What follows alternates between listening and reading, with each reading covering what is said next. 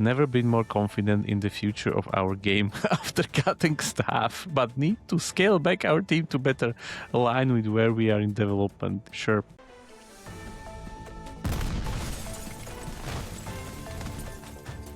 Two and a half Gamers exclusive. Breaking news. Literally breaking. Hello. This is again 2.5 Gamers breaking news.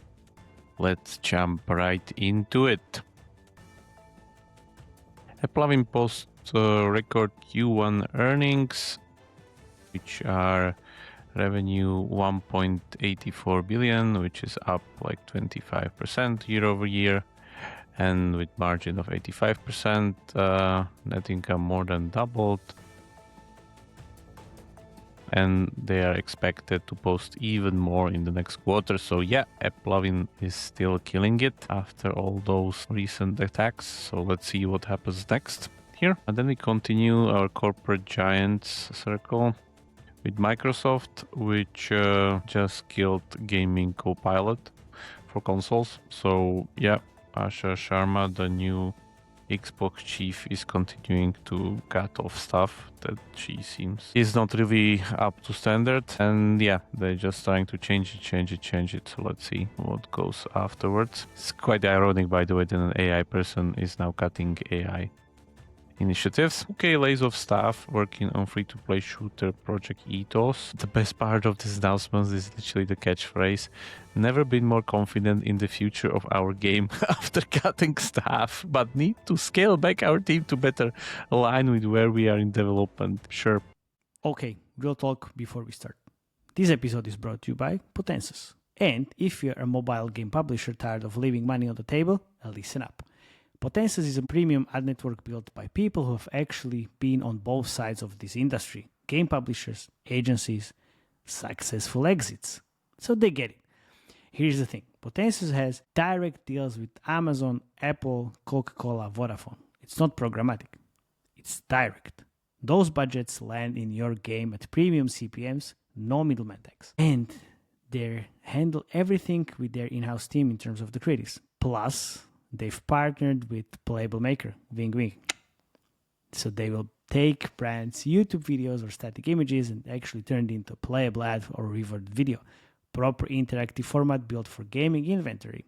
Brands getting a gaming native creative, publishers are getting higher CPMs. Everyone wins. Head to potensis.com to get started or check their creative portfolio in the link in the show notes. Thank you very much, Potensis, for sponsoring this episode. So this is supposed to be some kind of PvP roguelike experience shooter. Roguelike hero shooter, yeah, I guess so. Let's see. I haven't really seen that much good mobile games coming from 2K. Unity also reports its Q1 revenue, which rises by 17% to something like 508 million. But also, on the other hand, it posts a 347 million loss, especially because it's closed Iron Source, the ad network, and of course divesting from Supersonic, the mobile publisher. Then we have CCCP Games rebrands as Fenris Creations following a sale of Pearl Abyss. This is extremely good for the CEO, because let me just read you the numbers. So Google is also part of this deal, because actually what's happening that like EvE Online, basically, if you didn't know, the CCCP Games, the guys from the small island, Iceland, basically, and they are partnering with Google, specifically Google DeepMind, where Google actually get a stake in the company. But the thing is, and this is really interesting, Pearl Abyss, maybe you know Crimson Desert, the big PC RPG, is selling the studio back to its CEO for 100 million plus 20 million in cryptocurrency.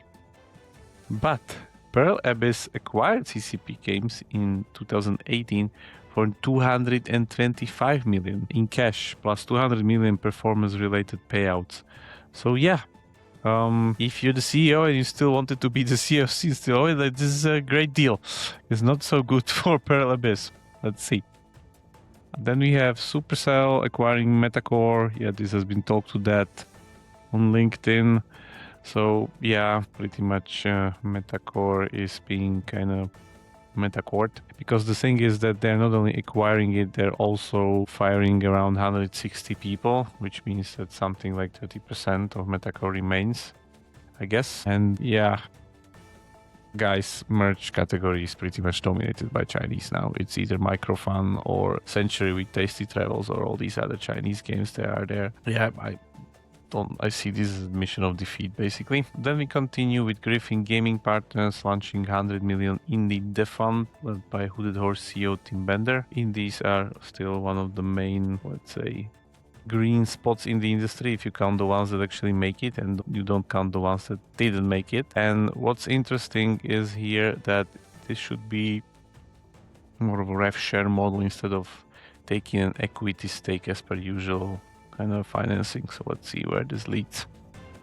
Guess somebody will making even more friend slop. Another surprising news hit just on Thursday, which is that Free Cash returns to Google Play after policy review. Free Cash, being the rewarded UA platform by Media, is back after the removal over concerns around data practices and marketing tactics, where the app was pulled both from Google Play and App Store, Apple's App Store. Yeah, Media basically said in the report statement that the report contained inaccurate and misleading claims.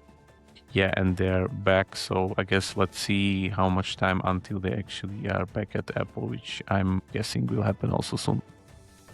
Wizards of the Coast declines to recognize MTG Arena Union. Workers say NLRB elections. Yeah, so Americans and unions, it doesn't really work well, even though there's like 30k people public petition backing the union. Yeah, Wizard of the Coast, we don't know, it's like guys behind Magic the Gathering. So yeah, people unionized there, I guess not in America. And then this is like the most surprising news of the week. GameStop, if you remember GameStop, the thing that was reselling games, submits a 55 billion bid to acquire eBay. And the killer is that the bid is 55 billion, the current estimated value of GameStop, 11 billion, which is 4 times less. And the question is, follow the money, because nobody seems to know where they will actually get this giant pile of cash, because it's supposed to be 50% cash and 50% stock. So let's see how this resolves, because yeah, it's gonna be an interesting thing. Anyway, that was it for a week. Quite a short one. Let's see what brings the next one. See you in the meantime. Ciao.